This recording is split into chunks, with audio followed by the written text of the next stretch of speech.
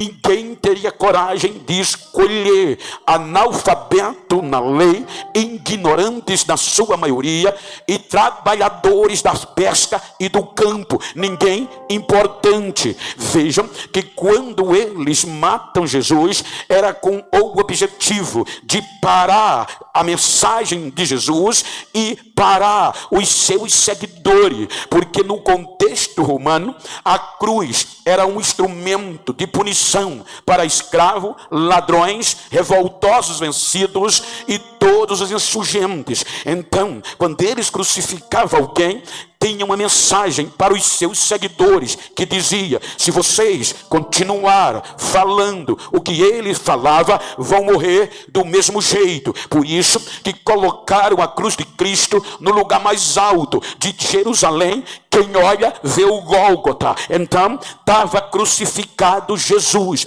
Vejam que o plano deles estava tão correto e tão bem ajustado, que quando Jesus foi preso, os irmãos hão de convir que eles fugiram. Os discípulos abandonaram. Com medo, era tremendo. A pressão psicológica. Então, vejam que os dois mais íntimos ficaram de longe. João não se manifesta e Pedro nega que nem conhecia Jesus. E a Bíblia diz que na terceira vez ele pragueja, ele esculhamba, ele usa palavras não apropriadas para provar que não conhecia Jesus. Então o plano estava ajustado. Quando eles conseguem matar Jesus, como eu disse ontem, quero continuar, a festa foi garantida. Paramos mais um. E os seguidores estão fugindo, escondidos, e muitos desistiram. Só que quando Jesus volta a viver, as primeiras testemunhas foram representantes do sistema dominante, saduceus, fariseus e escribas. Ou seja, os saduceus eram um grupo responsável pela adoração, pelo culto. Era neste grupo que estava o sumo sacerdote e os principais sacerdotes. Os fariseus eram ferrenhos na observação da lei. Os escribas, os teólogos, formadores de opinião. Então ligaram-se todos para eliminar Jesus e a sua mensagem. E parecia dar certo. Quando os guardas vão a eles dizendo que Jesus estava vivo, foi uma discussão. Então eles acreditaram tanto na ressurreição que tiveram medo que esta notícia se espalhassem. Então eles dão muito, não é só dinheiro, está escrito, eles dão muito dinheiro aos soldados e prometem-lhes proteção judicial caso esta notícia de suborno chegasse a Pilatos. Para quê?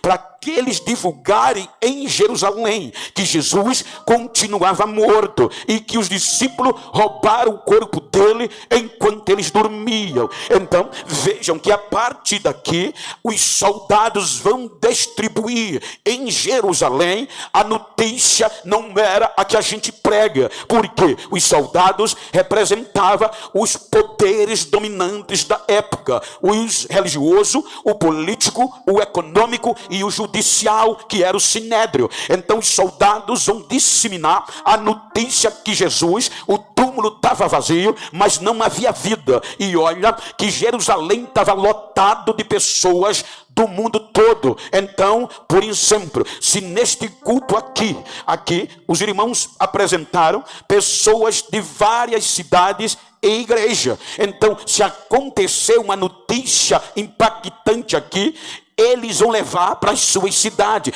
As suas cidades vão saber rapidamente. Então, quando os soldados pregavam a notícia de que Jesus estava morto e o túmulo vazio, disseminaram em toda Jerusalém e catequizaram a mente dos visitantes. E os discípulos, agora olha, a notícia da morte de Jesus, quem publicou? Se eu tivesse na época, eu acreditava também que Jesus estava morto. Porque a notícia vem pelo poder religioso, a boca de Deus na lei. A notícia que ele estava morto vem pelo poder judiciário, o alto poder, o Supremo Tribunal do Judaísmo, o Sinédrio. A notícia tem apoio do poder político e econômico. Agora imagina o poder político, que era o império, o poder religioso, os sacerdotes, o poder judicial, o Sinédrio, e o poder acadêmico, os escribas,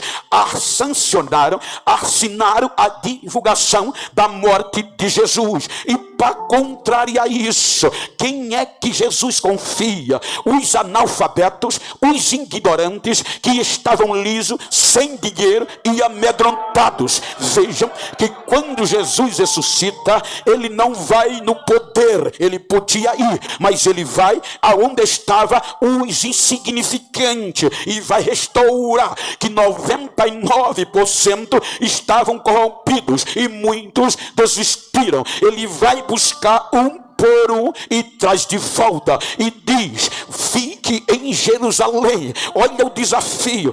Tudo deu errado no ministério de Jesus em Jerusalém. 90% do ministério de Jesus foi na Galileia. Esses 10% em Jerusalém só foi bronca, só foi sofrimento e rejeição, exceto uma entrada triunfal, mas o resto foi bronca. Então ele diz: fique em Jerusalém. Vai começar aonde tudo deu errado, no centro político, econômico e religioso. Porque até que do alto sejais revestidos do poder. E quando vocês forem, vocês vão ser minhas testemunhas, vão pregar as maravilhas que eu fiz e vou continuar fazendo. Hey!